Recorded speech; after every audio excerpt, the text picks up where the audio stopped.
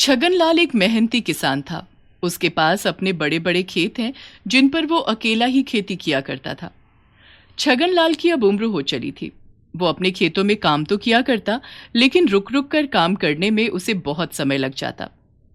ऐसा नहीं था कि उसके परिवार में कोई उसकी मदद के लिए नहीं था। उसके दो दो जवान बेटे रमन और भरत थे, पर उन दोनों के बारे में पूरे गांव में मशहूर था कि 100 कामचोर मरे होंगे जब ये दोनों पैदा हुए होंगे।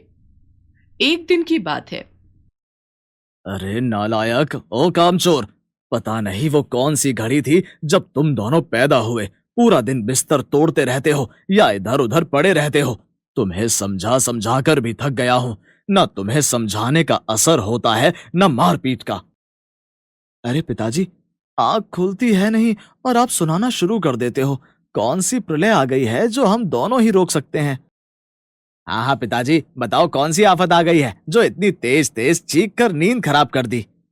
शर्म करो, शर्म करो। दोपहर के 2 बज रहे हैं। मैं खेतों में काम कर कर भी वापस आ गया और खाना भी बना लिया। खाने का नाम सुनते ही दोनों भाई झट से अपनी चद्दर फेंकते हैं और बगैर मुंह हाथ धोए रसोई में जाकर खाना खाने बैठ जाते हैं। छगनलाल अपने माथे पर हाथ मारता है। हे भगवान, कैसी कामचोर औलाद दी है तूने मुझे।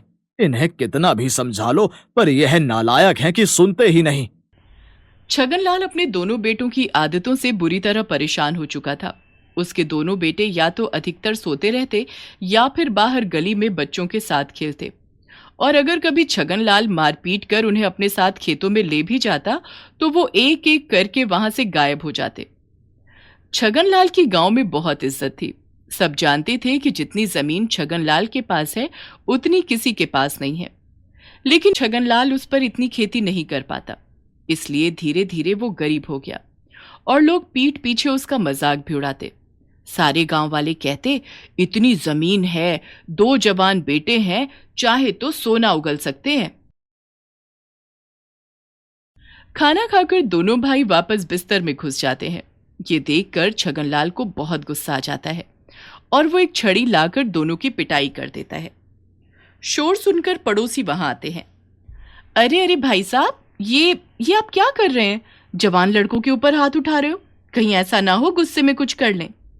अरे बहन जी, आप कहाँ की बात कर रही हो? ये लोग कुछ नहीं करने वाले। ये अगर खुद से मरने भी गए तो इसमें भी ये कामचोरी दिखा ही देंगे। छगनलाल के दोनों बेटे उठकर बाहर चले जाते हैं।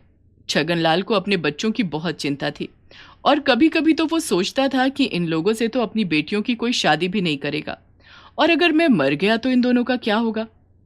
अगले दिन छगनलाल अपने दोनों बेटों को सुबह सवेरे उठा देता है और उनसे कहता है कि उसे किसी काम से दूसरे गांव जाना है जहां उसका दोस्त रहता है।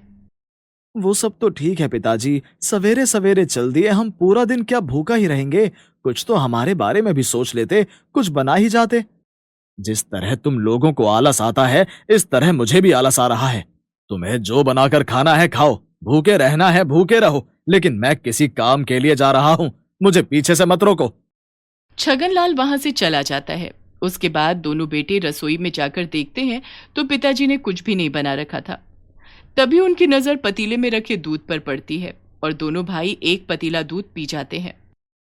भाई, रात भर पता नहीं कौन कौन सी दुनिया के सपने आ रहे थे। मैं तो इतना थक गया हूं कि मैं तो सोने जा रहा हूं। तू सोने जा रहा है तो मैं क्या मक्खियां मारूंगा?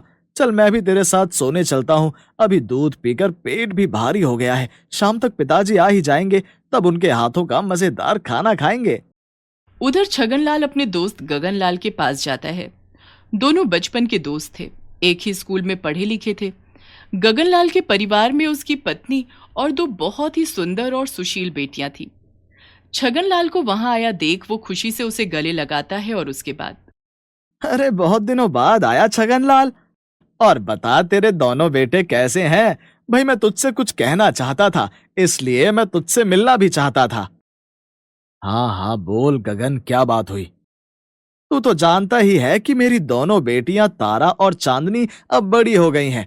अब मैं चाहता हूं कि हम दोनों की दोस्ती रिश्तेदारी में बदल जाए। भाई गगन, इस काम के लिए तूने बहुत ही गलत इंसान को चुना है। तेरी बेटियां जितनी सुशील और शिष्टाचारी हैं, उसके उलट मेरे दोनों बेटे नंबर 1 के नालायक और कामचोर हैं। पूरा दिन बस बिस्तर तोड़ते हैं और इधर उधर घूमते रहते हैं, खाना खाते हैं और फिर सो जाते हैं। मैं तो दिन रात उनके भविष्य की चिंता में घुला जा रहा हूं। ना ना ना ना भाई, तेरी बेटियां मेरी भी बेटियां हैं। मैं सब कुछ जानते बूझते उन्हें भाड़ में नहीं झोंक सकता। छगनलाल ने पूरी ईमानदारी के साथ अपने दोनों बेटों का कच्चा चिट्ठा गगन के सामने रख दिया। ये सुनकर, छगनलाल, मुझे नहीं पता था तेरे दोनों बेटे इतने नालायक हैं। मैं तो बड़ा खुश हो रहा था कि मुझे कहीं इधर उधर अपनी बेटियों के लिए रिश्ता नहीं देखना पड़ेगा। क्या वो बचपन से ही इतने नालायक और कामचोर हैं? नहीं मेरे दोस्त, बचपन से तो वो नालायक नहीं थे और ना ही कामचोर। बड़ा काम किया करते थे। पहले मेरे साथ खेतों में जाकर, फिर जब उनकी माँ गुजरी तो मैंने लाड़ प्यार से उन्हें थोड़े दिन कुछ करने नहीं दिया। उन्हें ऐसी आदत पड़ी थी, उसके बाद से वो दोनों कामचोर हो गए। मैंने तो ऐसा इसलिए किया कि उन्हें माँ के मरने के बाद दुख था, वो दुख से उभर जाएंगे तो फिर काम पर लग जाएंगे। लेकिन मेरी मति मारी गई थी। फिर तो कोई बड़ी बात नहीं है छगनलाल, तेरे बेटे भी काम करने लग जाएंगे। वो खोटे सिक्के हैं, देख वक्त आने पर चमकेंगे। अगर उन्हें तू देख लेगा तो उसके बाद कभी अपनी बातें मुझे दोबारा नहीं कहेगा। वो खोटे सिक्के ही नहीं, उनके ऊपर इतना जंग लग चुका है कि वो अब मुझे नहीं लगता सारी जिंदगी कुछ करेंगे। फिर गगनलाल छगनलाल के कान में कुछ कहता है, जिसे सुनकर छगनलाल खुश हो जाता है और गगनलाल से कहता है, देख भाई, अगर ये हो सकता है तो मैं तुझसे वादा करता हूं कि तेरी दोनों बेटियां मेरे घर की ही शोभा बनेंगी। तभी शाम के समय दोनों भाई घर पर बैठे हुए अपने पिताजी का इंतजार कर रहे थे। भूख के मारे उनके पेट में चूहे कूद रहे थे। तभी गगनलाल भागता भागता उनके पास आता है। हाय हाय मेरे बच्चों, अनर्थ हो गया, अनर्थ हो गया। मैं और मेरा प्रिय दोस्त छगनलाल नदी किनारे घूमने गए थे, लेकिन गलती से उसका पैर फिसल गया और वो नदी में बह गया। बहुत ढूंढा लेकिन नहीं मिला। तुम लोगों के बारे में ही बात करते करते वो चला गया। ये आप क्या कह रहे हो चाचा? क्या पिताजी कभी लौट कर नहीं आएंगे? देखो भाई, मैं तुम्हें किसी धोखे में नहीं रखना चाहता। उसे बहुत ढूंढा गया लेकिन वो नहीं मिला। अब तुम दोनों ये सोच लो कि तुम्हें अपने पिताजी के बिना ही रहना है। ये कहकर गगनलाल वहां से चला गया और दोनों भाई जोर जोर से रोने लगे। अब हमारा क्या होगा रमन? पिताजी हमें छोड़कर चले गए, अब हम दोनों का क्या होगा? हाय पिताजी, आप थे तो मैं शायद हमेशा सोचता रहता था कि मुझे काम करने की क्या जरूरत है। आप हर चीज पहले से पहले कर दिया करते थे और देखो तो कैसी दुविधा में छोड़कर चले गए। सुबह से दूध पीकर बैठा हुआ था कि शाम को आप आकर खाना बनाओगे। हाँ, मैं तो उस चक्कर में भूल ही गया कितनी तेज भूख लगी है। अब पिताजी नहीं है तो क्या हम लोगों को खुद बनाना पड़ेगा? दोनों भाई बुरी तरह बौखला जाते हैं। आसपास के लोगों को भी पता चलता है। वो दोनों आकर दोनों बच्चों को सांत्वना देते हैं। एक दो दिन तो पड़ोसी उन्हें खाना दे जाते हैं, लेकिन उसके बाद कोई उन्हें पूछने भी नहीं आता। घर में पड़ा हुआ राशन जैसे तैसे वो कुछ बनाते और खाते, देखते ही देखते राशन भी खत्म होने लगता है।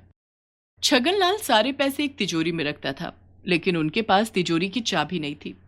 वो रोज तिजोरी को खोलने की कोशिश करते और हारकर फिर वापस सोने चले जाते। देखते ही देखते 1 महीना और बीत जाता है और उनकी हालत भूखों मरने की हो जाती है। एक दिन सुबह, भरत, ये तू सुबह सुबह फावड़ा लेकर कहाँ जा रहा है? भाई, अब सब कुछ खत्म हो गया है।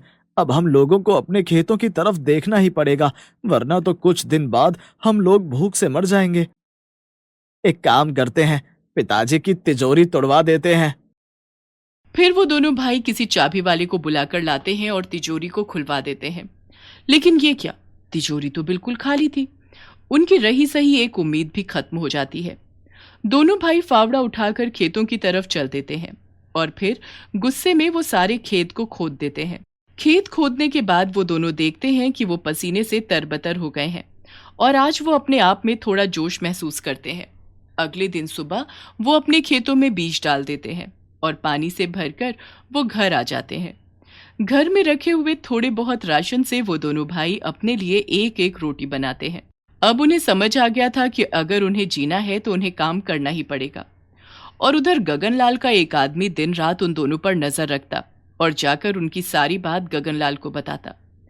धीरे धीरे देखते ही देखते 6 महीने निकल जाते हैं रमन और भरत की खेती लहरा रही थी। वो दोनों खेत के कोने पर खड़े हुए अपने खेतों को देख ही रहे थे कि तभी गगनलाल छगनलाल के साथ वहां आता है। वाह मेरे बेटों, तुम दोनों ने कमाल कर दिया। तुम्हारी मेहनत आज इन खेतों में दिखाई दे रही है। दोनों भाई अपने पिताजी को जिंदा देखकर हैरान हो जाते हैं और फिर खुशी से जाकर उनके गले लिपट जाते हैं। आप कहाँ चले गए थे पिताजी? हम लोगों ने आपको कितना याद किया। मेरे बच्चों, ये जिंदगी का सबक है। जब तक तुम कुछ करोगे नहीं, तुम्हें कोई कुछ नहीं देगा। आज देखो, तुमने अपनी मेहनत से खेत लहरा दिए। मैं तुम दोनों से पूछता हूँ, कैसा लग रहा है?